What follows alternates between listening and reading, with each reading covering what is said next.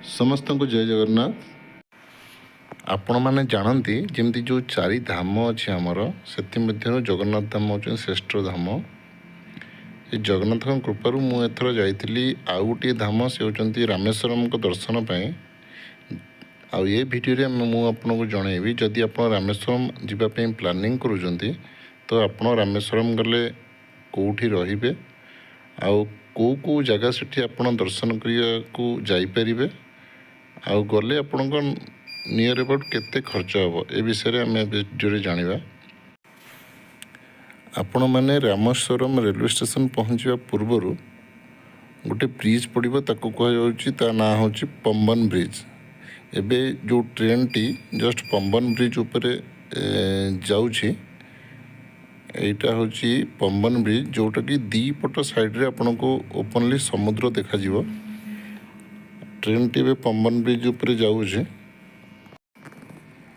आउ एठू रामेश्वरम स्टेशन दूरता नियर अबाउट 12 किलोमीटर।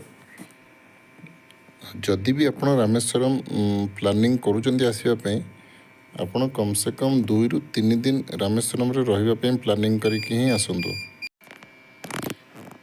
यहीटा है पंबन ब्रिज फोटो। मु आगो को आपण को संध्या टाइम रे पंबन ब्रिज किपरि देखा जाए सेटा कवर करी। एठी रामेश्वरम को दर्शन पर भी एमती आहरी केते गुड़िए जगह अच्छी से विषय रे जना नथिबारु बहुत टूरिस्ट माने आसिकी ताकू दर्शन न करके भी फेरी जाते। मु चेष्टा करी से सब स्थान गुड़ी को आपण को वीडियो रे मु देखैबा ये आम पहुँची जाइलु रामेश्वरम स्टेशन ने। से दिन पाग बहुत ही भल थिला। मेजोरिटी ये टूरिस्ट माने ही बेसी ही आसते। मु रामेश्वरम आसवा पूर्वर एठी मोर गेस्ट हाउस बुक कर देथिली जोटा कि 1 किलोमीटर दूरता थिला स्टेशन रो। एटा मोर गेस्ट हाउस थिला। जदि आपण मैंने आगु भी बुक कर पार्टी ठीक अच्छे। ये रामेश्वरम मंदिर पाखे बहुत सारा होटेल अच्छी जो कि 800 700 1000 टंका भितर मिल जापर। ता परदिन सका मु रामेश्वरम मंदिर पूर्व द्वार दे जाइली दर्शन करने को। सका 5टा ରୁ 6टार से मणि दर्शन हुए। तो मंदिर में मुझे आपन को जन देवाक चाहे एठे 2 प्रकार दर्शन हुए। गोटे रामेश्वरम भगवान का दर्शन हुए पूरा दिन जाक आ गोटे सका मणि दर्शन हुए। मणि दर्शन समय आपड़ कौन भी फूल भोग कौन प्रकार वस्तु मंदिर में पूजापी चढ़ा जाए। खाली आपड़ से जाए मंदिर में जीवे मणि दर्शन करके आसवे। दर्शन भी सेठी वीआईपी दर्शन 2 प्रकार और नॉर्मल दर्शन हुए। वीआईपी दर्शन पे आपन को टिकेट काटिया पड़ो। गोटे 200 टंका टिकेट आ गोटे 100 टंका टिकेट और नॉर्मल दर्शन आप मागणा दर्शन करें। तो वीआईपी दर्शन पे मुझे 200 टंका टिकेट काटिकी जो लाइन नहीं गली से पूरा मणि दर्शन मंदिर पाखर हुए। आ 100 टंका वाला पछक और नॉर्मल दर्शन पछक लाइन रे दर्शन करते। तो सकाल सकाल बहुत बढ़िया दर्शन होता। आपण को जदि मणि दर्शन करार अच्छी आपड़ सका होटेल ही गाधेकी पलि आसतु। आ 5टा सुधा मंदिर पूर्व द्वार दे मंदिर भितर प्रवेश कर जातु। तापर मणि दर्शन पर आपण को पुणी एठी अग्नितीर्थम जो कि मंदिर 200 मीटर दूर रे अग्नितीर्थम पड़े। यही जगह आपको आसी गाधेवा पड़ो कहीं जहाँ नियम अच्छी रामेश्वरम दर्शन मणि दर्शन पर रामेश्वरम दर्शन आपन को अग्नितीर्थम गाधेला 22टा कुंड अच्छी तो मंदिर भितर उत्तर द्वार दे। तो आपण को अग्नितीर्थम गाधेला पुणी 22 कुंड गाधेला ओदा कपड़ा चेंज करके ही आप सुखिला कपड़ा पिंधिकी जाए आपण रामेश्वरम को दर्शन करें। अग्नितीर्थम यहाँ कहुए सेठी श्रीराम भगवान प्रातः स्नान सारिकी रामेश्वरम भगवान को पूजा करते। तो आपण से स्नान सारा पुणी आप उत्तर द्वार दे आपड़ से गोटे काउंटर अच्छी से काउंटर रे जनक पिछा 25 टंका लेके नहीं से टिकेट देवे। से टिकेट नहीं कि ही आप पूरा 22 कुंड स्नान करें। और से गोटे स्कैम चलुची किसी लोक आपण को कहे आमको 1100 टंका दिंतु आम आपको पूरा 22 कुंड स्नान करदेबू। तो ଆପଣ ସେମାନଙ୍କ କଥାରେ ଜମା ବି ପଡ଼ିବେ ନାହିଁ। ଆପଣମାନେ ଟିକେଟ୍ ନେଲା ପରେ ଲାଇନ୍ରେ ଆପଣ ଚାଲି ଚାଲି ଯିବେ। ସିଏ କୁଣ୍ଡରୁ ଛୋଟ ଛୋଟ ବାଲ୍ଟିରେ ପାଣି ବାହାର କରି ଆପଣଙ୍କ ଉପରେ ଢାଳିବେ। ତ ସେଥିରେ ବି 22ଟା ଜାଗାରେ ଢାଳିଲା ବେଳେ ଆପଣ ସମ୍ପୂର୍ଣ୍ଣ ରୂପରେ ଗାଧୋଇ ସାରିଥିବେ। ଯଦି ଆପଣଙ୍କ ହୋଟେଲ ମନ୍ଦିର ପାଖାପାଖି ଏରିଆରେ ଅଛି, ଆପଣ ରୁମ୍ରେ ଯାଇ ବି କପଡ଼ା ଚେଞ୍ଜ କରି ଆସିପାରିବେ। ନହେଲେ ସେଠି କପଡ଼ା ଚେଞ୍ଜ କରିକି ଆପଣ ଯାଇ ପୁଣି ପୂର୍ବ ଦ୍ୱାର ଦେଇ ଠାକୁରଙ୍କୁ ଦର୍ଶନ କରିବେ। ମୁଁ ଦର୍ଶନ ସାରିଲା ପରେ ସେଠାରୁ ମୁଁ ଯାଇଥିଲି ଲକ୍ଷ୍ମଣ ଭଗବାନଙ୍କ ମନ୍ଦିରକୁ, ଯେଉଁଟାକି ଲକ୍ଷ୍ମଣ ତୀର୍ଥମ ନାମରେ ଜଣାଯାଏ। ସେଇଟା ଏଇ ଜାଗାରେ, ସେ ରାମେଶ୍ୱରମ ମନ୍ଦିର ପାଖରୁ ବେଶୀ ଦୂର ନୁହେଁ। ଆଉ ସେ ମନ୍ଦିରଟା ବି ବହୁତ ହି ସୁନ୍ଦର ଥିଲା। ଏଇଟା ହେଲା ତାର ମନ୍ଦିରର ପ୍ରବେଶ ପଥ। ସେ ମନ୍ଦିରର ଚିତ୍ରକଳା ବହୁତ ହି ଆକର୍ଷକ। ସେଠାରେ ଆପଣ ଲକ୍ଷ୍ମଣ ଭଗବାନଙ୍କର ଯେଉଁ ପୂଜାସ୍ଥଳୀ ସେଇଟା ଆପଣ ଦର୍ଶନ କରିପାରିବେ। ଯଦି ମୋ ଭିଡ଼ିଓ ଆପଣଙ୍କୁ ଭଲ ଲାଗୁଛି, ଆପଣ ୟାକୁ ଲାଇକ୍ ଆଉ ସବସ୍କ୍ରାଇବ୍ କରି ଆପଣଙ୍କ ସାଙ୍ଗମାନଙ୍କ ସହିତ ସେୟାର ଅବଶ୍ୟ କରନ୍ତୁ। ଆଉ ସେ ମନ୍ଦିର ପାଖରେ ଆପଣଙ୍କୁ ସୀତାକୁଣ୍ଡ ବି ଅଛି, ଯେଉଁଟାକି ଆପଣ ଦେଖିପାରିବେ। ଲକ୍ଷ୍ମଣ ତୀର୍ଥମରେ କିଛି ସମୟ କାଟିଲା ପରେ ସେଠାରୁ ମୁଁ ଯାଇଥିଲି, ପାଖରେ ଅଛନ୍ତି ପଞ୍ଚମୁଖୀ ହନୁମାନଙ୍କ ମନ୍ଦିର। ଆଉ ସେଇଟା ବି ବେଶୀ ଦୂର ନୁହେଁ। ଆପଣ ସେ ପାଖରେ, ଏଇଟା ହେଉଛି ପଞ୍ଚମୁଖୀ ହନୁମାନଙ୍କ ମନ୍ଦିର। ଆଉ ସେଇ ପଞ୍ଚମୁଖୀ ହନୁମାନଙ୍କ ମନ୍ଦିର ଭିତରେ ଗୋଟେ ମନ୍ଦିର ଅଛି। ସେଠି ଯେଉଁ ଶ୍ରୀରାମ ଭଗବାନ ସେତୁବନ୍ଧ ବାନ୍ଧିଥିଲେ, ସେ ସେତୁବନ୍ଧ ବାନ୍ଧିବା ଟାଇମ୍ର ପଥରମାନ ଭାସମାନ ଅବସ୍ଥାରେ ଅଛି। ଆପଣ ସେଠି ବି ଯାଇ ସେ ପଥରକୁ ଦର୍ଶନ କରିପାରିବେ। ଆଉ ସେ ପଞ୍ଚମୁଖୀ ହନୁମାନ ମନ୍ଦିରର ଜଷ୍ଟ ସାମ୍ନା ପଟରେ, ଫ୍ରଣ୍ଟରେ ଆପଣଙ୍କୁ ଇଏ ନଟରାଜ ଭଗବାନଙ୍କ ମନ୍ଦିର ବି ଦେଖିବାକୁ ମିଳିବ। ଆପଣ ସେଠିକି ବି ନିଶ୍ଚିତ ଯାଆନ୍ତୁ। ନଟରାଜ ଭଗବାନଙ୍କ ମନ୍ଦିରର ଚିତ୍ରକଳା କାରୁକାର୍ଯ୍ୟ ଅତି ଉଚ୍ଚ କୋଟିର ଓ ମନମୁଗ୍ଧକର। ଆଉ ମନ୍ଦିର ସାମ୍ନାରେ ଏଇଟା ଯେଉଁ ଆପଣ ଦେଖୁଛନ୍ତି, ଏଇଟା ହେଉଛି ପଞ୍ଚମୁଖୀ ହନୁମାନ ମନ୍ଦିର। ତାର ଜଷ୍ଟ ସାମ୍ନାରେ ନଟରାଜ ଭଗବାନଙ୍କ ମନ୍ଦିର। ଏଠୁ ଦର୍ଶନ ସାରି ମୁଁ ସିଧା ଧନୁଷକୋଟି ରାମସେତୁ ଦେଖିବା ପାଇଁ ଯାଇଥିଲି। ଆପଣମାନଙ୍କୁ କହିଦେବାକୁ ଚାହେଁ, ଆପଣ ଏଠି ଯଦି ରାମେଶ୍ୱରମରେ ବହୁତ ଜାଗା କଭର୍ କରିବେ ଦର୍ଶନୀୟ ସ୍ଥାନ ଗୁଡ଼ିକ, ତ ଆପଣ ଏଠୁ ଯେଉଁ ରେଣ୍ଟେଡ଼ ବାଇକ୍ କିମ୍ବା ସ୍କୁଟି ଏମାନଙ୍କର ମାର୍କେଟରେ ଦୋକାନରୁ ଆପଣ ID ପ୍ରୁଫ୍ ଆପଣଙ୍କ ଦେଇକି 24 ଘଣ୍ଟା ପାଇଁ ଆପଣ ରଖିପାରିବେ ପାଖରେ। ଇଏ 600ରୁ 700 ଟଙ୍କା ଲେଖାଏଁ ନେଇକି ଆପଣଙ୍କୁ ଇଏ ଦେଇଦିଅନ୍ତି। ତ ରାମେସେତୁ ଯିବା ବାଟରେ ବାଁ ପଟେ ଆପଣଙ୍କୁ ଏ ମନ୍ଦିରଟି ପଡ଼ିବ।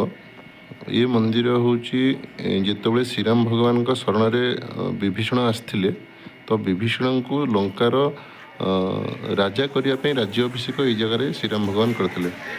ତ ଏଇଟା ହେଉଛି ସେଇ ମନ୍ଦିର ଯେଉଁଟାକି ରାମସେତୁ ଗଲା ବାଟରେ ହିଁ ପଡ଼େ। ତ ଆପଣ ଯଦି ଆସୁଛନ୍ତି, ଆପଣ ନିଶ୍ଚିନ୍ତ ଏଠାକୁ ଆସନ୍ତୁ। ବହୁତ ହି ଭଲ ଲାଗିବ ଏ ଜାଗାରେ ଆପଣଙ୍କୁ। ଆଉ ଏ ଜାଗାରେ ଆପଣଙ୍କୁ ଯେଉଁ ପଇଡ଼ ମିଳେ, ସେ ପଇଡ଼ଟା ବହୁତ ହି ମିଠା ପଇଡ଼ ଏଠି ଦିଅନ୍ତି। ଗୋଟେ ନାଲି ରଙ୍ଗର ଯେଉଁ ପଇଡ଼ଟା ମିଳେ, ସେଇଟା ଆପଣ ନିଶ୍ଚିନ୍ତ ଟ୍ରାଏ କରନ୍ତୁ। ଆଉ ସେଠି ବୁଲିଲା ପରେ ପୁଣି ମୁଁ ଧନୁଷକୋଟି ପାଇଁ ବାହାରି ଯାଇଥିଲି। ସେଦିନ ପାଗ ବହୁତ ହି ଭଲ ଥିଲା। ଆଉ ରାସ୍ତାର କଣ୍ଡିସନ୍ ବି ବହୁତ ହି ଭଲ ଥିଲା। ତ ମୁଁ ଧନୁଷକୋଟି ପାଇଁ ସେଠୁ ଗଲା ବାଟରେ ଆପଣ ସେଠି ଦେଖିବେ ଯେ କିଛି ବାଟ ଗଲା ପରେ ଆପଣଙ୍କ ମୋବାଇଲରୁ ନେଟୱାର୍କ ଗାୟବ ହେଇଯିବ। କାହିଁକିନା ଧନୁଷକୋଟି ରାମସେତୁ ପାଖାପାଖି ଏରିଆରେ ଆପଣଙ୍କୁ କୌଣସି ମୋବାଇଲ ଟାୱାରର ସୁବିଧା ନାହିଁ।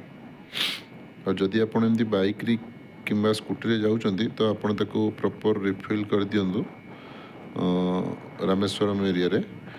ଆଉ ଧନୁଷକୋଟି ରାମସେତୁ ଏରିଆରେ ଆପଣଙ୍କୁ କୌଣସି ପେଟ୍ରୋଲ ପମ୍ପ ମିଳିବ ନାହିଁ। ଛୋଟ ମୋଟ ଦୋକାନ ମିଳିଯିବ।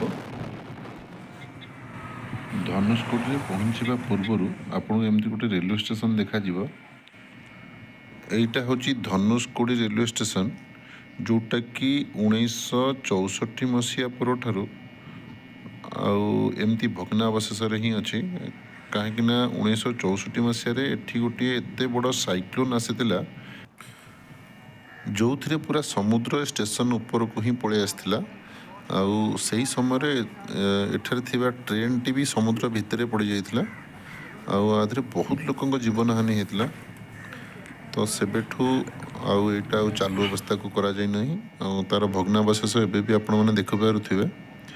तो एठी धनुषकोडी रेलवे स्टेशन कहले भी लोक मैंने आसती ये देखापी एठू लाइट हाउस भी देखा जाउची। तो एठी एबे किछि परिवार तांको छोट छोट एमती घर करी रहिछन्ती। सेठारे किछि समय बितेला परे मु पुणी धनुषकोडी ପାଇଁ सेठू बाहर जाइथिली।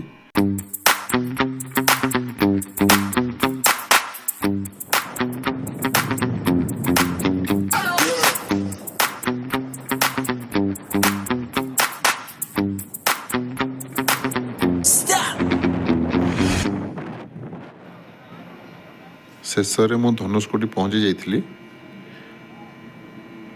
एइटा थिला से दिनर दृश्य। एइटा हूँ आम भारतर लास्ट पॉइंट कहले चले। एठी जो एमती जो पाल टांगिकी से सेठी बड़ बड़ कैमेरा लगे बसुँच से आपको कहे जे एठू आम श्रीलंका आपन कैमेरा माध्यम देखू। आपण मैंने सेठी 50 टंका देकी भी कैमेरा माध्यम देखिपारे। छोट छोट आकृतिर देखा जाए। तो एठू कह जाए एठू श्रीलंकार डिस्टेंस नियर अबाउट 13 किलोमीटर बोली। से दिन मुझे बहुत समय बितेला परे पुणी मु गेस्ट हाउस रे से रेस्ट नहीं। ता पर दिन मु पुणी ए मंदिर को जाइथिली बुलिया पे। ए मंदिर रोची श्रीराम पादम मंदिर। तो ये मंदिर रे कह जाए जे श्रीराम भगवान का पाद चिन्ह ए मंदिर रे अच्छी। तो आम भितर को जाइए दर्शन करूँ। तो ये मंदिर टी हाइट रे। तो ये मंदिर चार पाखर दृश्य अति मनोरम। आपण को बहुत ही भल लगे। एठिके आसी आपण किसी समय आपण बितेई पारिबे।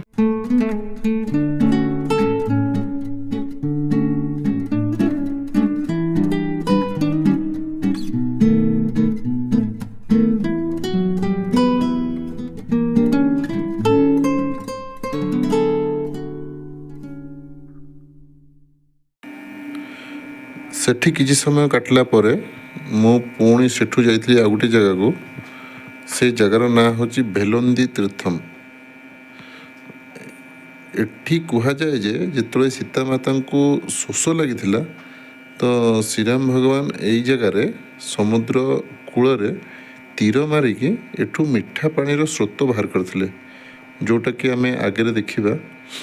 तो यहाँ पूरा समुद्र पाखे ही अच्छी। आठिकी आप गले निश्चिंत से पानी को आप टेस्ट करेंगे। आपन को समुद्र पानी देखिए आप समस्त जानी केते लुणिया लगे किंतु से समुद्र पाखे थी भी से पानी आप पूरा मीठा लगे। एठी भी ये मंदिर टी अच्छी। आपण मंदिर दर्शन करिकी पुणी भितर को जाएंगे सेठी से जो मीठा पानी स्रोत जोटा अच्छी कूओ टाइप रो को देखिपारे। एमती सीधा गले आपण को आउ किछि बाटरे पड़िबो। आर जस्ट लास्ट पॉइंट रे आपण को से कोटा आपण देखि परिबे।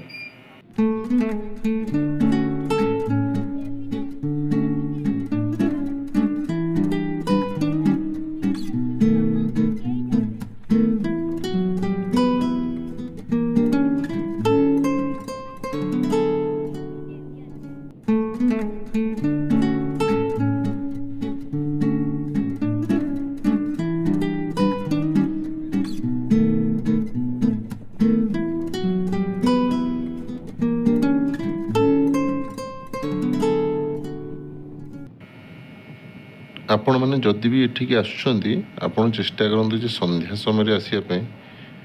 एठी सूर्यास्तर जो दृश्यटा बहुत ही आपण को मनमुग्धकर। आपण संध्या समय एठी समय काटिले आपण को बहुत ही भल लगे। एबे आमे तार शेष पॉइंट रे पहुँची गले। एठी जने एमती आपण को से कूरु पानी काढ़ी से आपण को देवे। आपण चाहिए बोतल में पूरेकी भी आनीपर। तो जो मैंने आसती से समस्ते ये पानी टेस्ट करती से पानीटा बहुत ही मीठा लगे। आपड़ जदि रामेश्वरम आसुँच पक्का जगह को आसतु चेष्टा करूँ संध्या समय आसी ये किसी समय बिताइवाई आपको बहुत ही भल लगे ये जगहटा।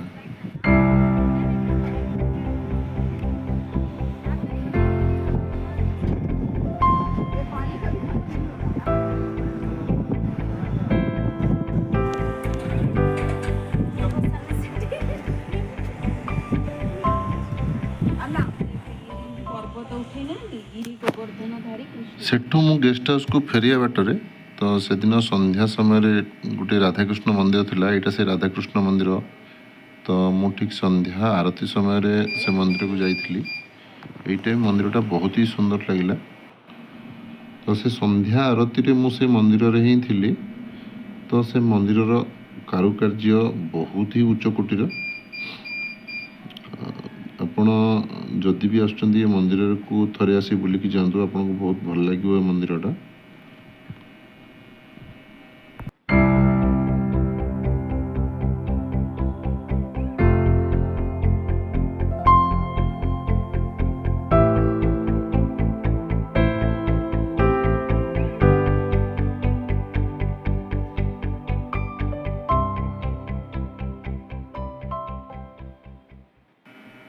तो से मंदिर भितर ठाकुर चारिपटे परिक्रमा भी होता तो मुझे परिक्रमा भितर जाइली से परिक्रमार कारुकार्य बहुत सुंदर थिला जोटा कि आप देखिपे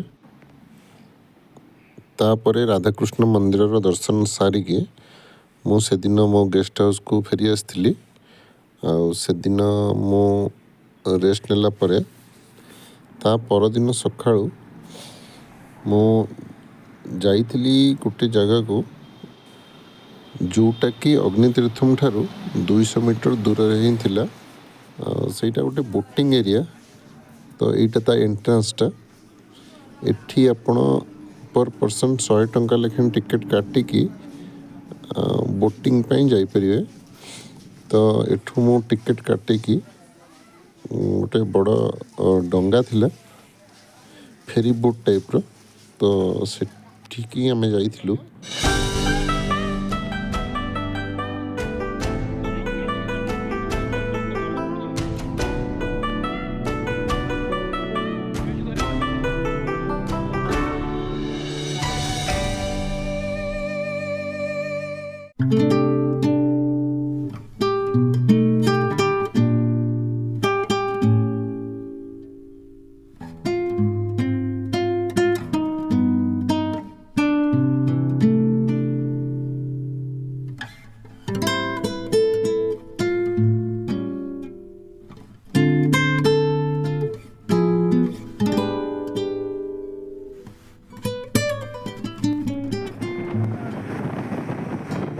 से सी आपन को एमती गोटे रु 2 किलोमीटर जाए समुद्र भितर नहीं कि बुलेकी आणवे यहाँ भी बहुत भल लगिला समुद्र भितर रामेश्वरम मंदिर भी दर्शन होता सेटा आपण जदि रामेश्वरम आसुचंती ए बोट रे भी आपण बुली परिवे बहुत ही भल लगे आपन को तापर सेठू बोटिंग एरिया बुलिला परे मु सेठू जाइली आमर जे पूर्वतन राष्ट्रपति थे श्री APJ अब्दुल कलाम को घर को यहीटा तांको जन्मस्थान यहीटा तांको घर जोटा कि गोटे म्यूजियम टाइप रे बनाई यही बिल्डिंग रो फर्स्ट फ्लोर रे कलाम सर को विषय रे बहुत किसी जानिबा जिनस से म्यूजियम रे रखा जाइछे आ सेठू बुलिला परे मु जाइथिली कलाम सर जो समाधि अच्छे यहाँ हूँ जो पंबन ब्रिज जा रास्तार डाण पटे पड़ो तो आ भितर को टोटली मोबाइल कैमेरा नवा मना था तो मु गेट रे को जमा करके जाइली तो यहाँ हूँ से फ्रंट विजुआलटा आपड़ जदि जाऊँच आप भितर जा बुली पारे बहुत प्रकार जिनस जोटा कलम से day to day life use करते विषय बहुत किसी जाना जिनस एठी रखा जाइए तो सेठू बुलिला परे मु जाइली संध्या टाइम रे पंबन ब्रिज बाय रोड तो यहाँ हूँ पंबन ब्रिज रो दृश्य संध्या टाइम रे आप देखो केते सुंदर दृश्य देखा जाउछि पंबन ब्रिज रू तो जदि आप रामेश्वरम आसुचंती संध्या टाइम रे भी चेष्टा करंतु ये पंबन ब्रिज ऊपर को आसिया पई बहुत टूरिस्ट से ये संध्या टाइम रे पंबन ब्रिज को आसी थांती तो आपण जिते आसवे आपण रोड जिते क्रॉस कर निजर छोट छुआ जी ध्यान रखिए तो सेपटे आपण को पंबन ब्रिज रो विजुआल चलन मुझे देखा तो यही टाइम गोटे ट्रेन भी मत पास कर देखिपारि। तो यहाँ देखो केते सुंदर लगुच ये दृश्यटा। यहाँ किछि दिन पूर्व आम प्रधानमंत्री यहाँ को उद्घाटन करते जोटा कि जदि कौन छोट जहाज पटे जावा को पड़े तो ये मझे जो ब्रिजटा अच्छे यहाँ पूरा खोलीज और सेपट ब्रिजटा सेटा ऊपर को उठीज। तो छोट आकार जहाज एपटे क्रॉस कर। तो मुझे संध्या टाइम जो ये गोटे ट्रेन टी से टाइम पास कला जोटा कि आप विजुअल माध्यम देखुवे बहुत ही भल लगिला। आपड़ जदि आसुँच संध्या टाइम चेष्टा करूँ ये आसी किसी समय बिताइवाई। आशा करुँचे वीडियो आपन को निहाती भल लगी। जदि आप रामेश्वरम प्लानिंग करुवे आपण को मुझे जगह गुड़ाक देखली आप चेष्टा करूँ सब कवर करने। जदि वीडियो मोर आपको भल लगुच आपन को लाइक सब्सक्राइब और शेयर करूँ। पुणी देखा next video. Thank you, bye bye.